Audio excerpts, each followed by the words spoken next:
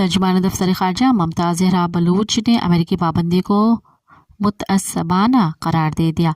तर्जुमान दफ्तर ख़ारजा के मुताबिक पाकिस्तान की स्ट्रैटेजिक सलाहियतों का मकसद उसकी खुद मुख्तारी का दिफा है और पाकिस्तान की स्ट्रैटेजिक सलाहियतों का मकसद जनूबी एशिया में इस्तेहकाम बरकरार रखना है। उन्होंने कहा कि नई पाबंदियाँ सलामती के मकसद से इनहराफ करती हैं और ये पॉलिसियाँ खत्ते में स्ट्रैटेजिक इस्तेहकाम के लिए ख़तरनाक है। दफ्तर ख़ारजा ने कहा कि पाकिस्तान अमेरिकी पाबंदी को मुतअस्सबाना करार देता है। ख्याल रहे कि अमेरिकी महकमा ख़ारजा के तर्जुमान मैथ्यू मिलर ने कहा कि बैलिस्टिक मिसाइल प्रोग्राम में मदद के इल्ज़ाम में अमेरिका ने 4 पाकिस्तानी इदारों पर पाबंदी लगा दी है। उन्होंने कहा कि इन इदारों पर इल्ज़ाम है कि उन्होंने पाकिस्तान के बैलिस्टिक मिसाइल प्रोग्राम को आगे बढ़ाने में मदद दी है।